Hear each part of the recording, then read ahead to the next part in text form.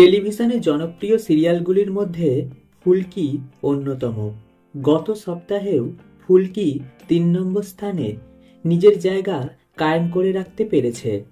শুরু হওয়া মাত্রই ফুলকি সিরিয়ালটি রীতিমতো সাড়া ফেলে দিয়েছিল। টিআরপি তালিকাতেও এই সিরিয়ালটি সবসময়ই ১ থেকে ৫-এর মধ্যে থাকে। আর এই সিরিয়ালে ডেবিউ করেই দর্শকদের মন জয় করে নিয়েছেন ফুলকি তথা দিব্যানী মণ্ডল।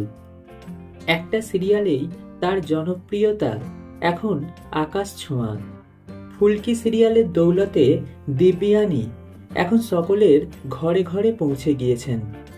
কিন্তু আপনি কি জানেন প্রথম সিরিয়ালে অভিনয় করে ঠিক কত টাকা পারিশ্রমিক পান অভিনেত্রী? দর্শকদের সামনে এক একটা পর্ব তুলে ধরার জন্য সকল অভিনেতা অভিনেত্রীদের করতে হয় বিরাট পরিশ্রম, আর তারকাদের সেই পরিশ্রমেরই এক এক মিনিটের পারিশ্রমিক সংখ্যায় অনেক। ফুলকি সিরিয়ালটি কম সময়ের মধ্যেই দর্শকদের দারুণ ফেভারিট হয়ে গিয়েছে। নাম ভূমিকায় থাকা দিব্যানীর চরিত্রটিও দর্শকদের দারুণ প্রিয়। দিব্যানীর বিপরীতে রয়েছেন অভিষেক বোস। দিব্যানী অভিষেকের জুটিও খুব ভালো লাগছে দর্শকদের। এই ফুলকি সিরিয়াল দিয়েই টেলিভিশনে পা রেখেছেন দিব্যানী। এক বিনোদনের ওয়েবসাইট অনুযায়ী এই অভিনেত্রীর প্রথম ধারাবাহিক হল ফুলকি। প্রথম ধারাবাহিকেই নিজের অভিনয় দক্ষতা দিয়ে দর্শকদের মন জয় করে নিয়েছেন তিনি।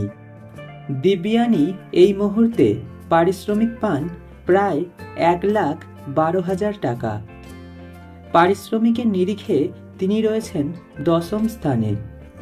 যদিও জানা গেছে যে প্রথম দিকে তাঁর পারিশ্রমিক ছিল ৬০,০০০ টাকা, কিন্তু ফুলকির জনপ্রিয়তা বাড়তেই দিব্যানীর পারিশ্রমিকও বেড়ে যায়। মুর্শিদাবাদের এই মেয়ে বেশ কয়েকটি মিউজিক ভিডিওতেও অভিনয় করে ফেলেছেন। দিব্যানীর এখনো পড়াশোনা শেষ হয়নি। তিনি যাদবপুর বিশ্ববিদ্যালয় থেকে ফিল্ম স্টাডিজ নিয়ে পড়াশোনা করছেন, আর তার আগেই সিরিয়ালে কাজ করার সুযোগ চলে আসে। কেরিয়ারের প্রথম বড় কাজের সুযোগ হাতছাড়া করতে চাননি দিব্যানী। আর এখন তো সকলের ঘরে ঘরে পৌঁছে গিয়েছেন অভিনেত্রী। কৃষ্ণভক্ত দিব্যানী ১৫ বছর বয়স থেকে আমিষ খাওয়া ছেড়েছেন। শুটিংয়ের ফাঁকেই কৃষ্ণের টানে মায়াপুর চলে যান অভিনেত্রী। দিব্যানী নাচেও অসাধারণ, যার ঝলক প্রায়ই পাওয়া যায় তাঁর সোশ্যাল মিডিয়া রিলসে।